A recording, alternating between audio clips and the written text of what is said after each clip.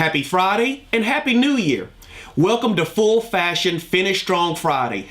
Yes, that's a mouthful, but I believe casual Fridays are for those people who've already slacked off. They're preparing themselves for the 3-day weekend. But I want to challenge you to make Friday as focused and as productive as Monday through Thursday.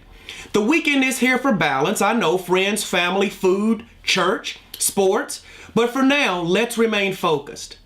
The new year, 2014, is upon us, and I have great news for some of you. 2014 will be your best year ever. Not so good news for others. This will be another challenging year. Now, while I sound like the bearer of good news, bad news, there is a reality that how your year goes will be governed by the way you approach the year. Here in this session, I want to profile two types of people. As you listen, begin to see where you have some of the symptoms of either or group and what you actually need to do and become in order to be in the group that's going to have the best year ever. I like to call this session, What Now? What's Next? Moving forward with purpose. At the end of each year, there are really only one of two questions to ask. The one you ask depends on how your year went. You know, if you review 2013, did you achieve everything that you'd set out? Your weight loss goals, your financial goals, your social goals, mental and spiritual. When you review those things, did you not reach them because you didn't put the effort in? Or was it because of other things that came into your life that kept you from being able to pursue? The question you have to ask now is, how am I going to improve those things going into 2014 so that when you look back in 2015, you can say that this was a successful year? So when I look at the two groups of people, there's the what now group, and then there's the what's next group. You can almost tell by my inflection how the two groups differ. And certainly at any point in your life, you will be part of the what now crowd, and then eventually you'll work your way and evolve your way into the what's next group, the one that's looking forward to the opportunities based on the future. So as we begin to take a closer look at these two people, you can almost imagine that the what now person has their mindset rooted in pessimism. The glass of opportunity is half empty. Oh, the company is mandating a 3-day training. What a waste. You can always hear them at the water cooler. Nothing is ever quite right. There's always something wrong in the environment, something wrong in the conditions. It's never really about them. But then about the what's next group, they're filled with optimism. Their cup of opportunities runneth over. The company's providing a 3-day training and I need a refresher. I'm going to learn something that I didn't learn last year. They're always looking for ways to see and evolve so that they can get better and develop. Some of which question you ask is based on your work ethic. And I know that's a topic not many people want to hear because every day I talk to people who say they work so hard, but the question is, are they being effective? So usually with the what now crowd, they're more reactive. I only got 5 leads last week and only closed 2 of them.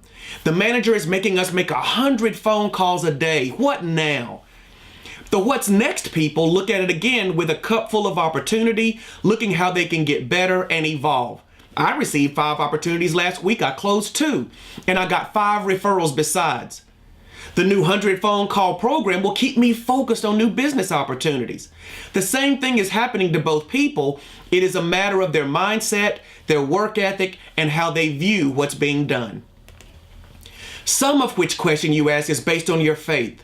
And I know that's not specifically a business term or a sales term, but at the end of the day, the level of faith you have in yourself, your abilities, is going to determine how successful you become. So what about the what now crowd? Because they are procrastinators, they tend to hit the brakes, B-R-E-A-K-S. And yes, that means they're looking for reasons to slow down. Oh, it was a busy Christmas season, so now I'm going to slow down. I'll get back to work in February. They're using obstacles for excuses. The products, the leads or the lack of leads, the competition. Again, ultimately, it all leads to a series of excuses that put on the brakes that lead to procrastination, not doing the things that they need to do, simply because they have a lack of faith, whether it be in their clients sometimes. Oh, no one is buying the product right now. The economy is bad. Or in some cases, you simply don't have faith in yourself. But what about the what's next group?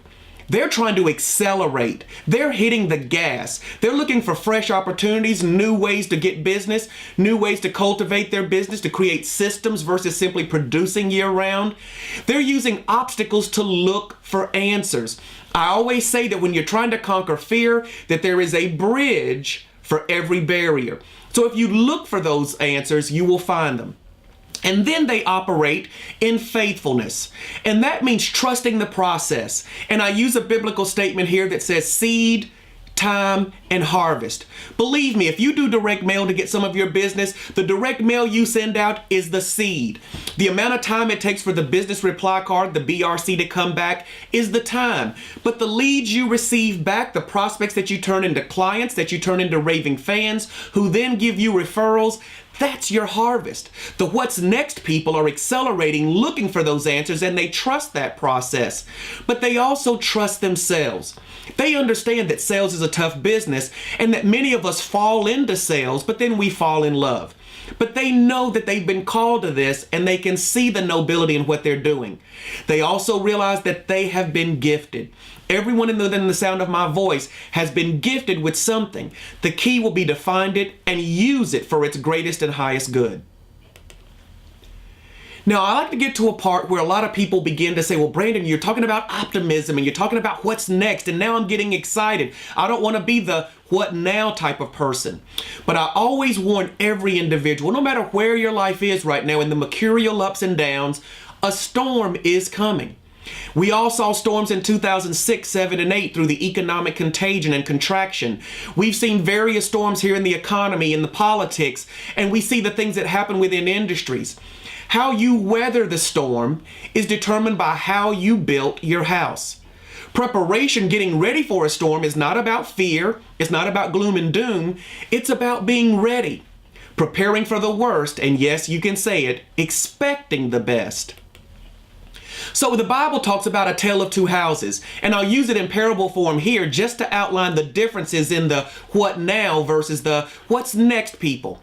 The what now person, pessimistic, not willing to do all the work that's necessary to dig deep and to go deeper into the things that can help them evolve and expand and grow their business, build their foundation on sand.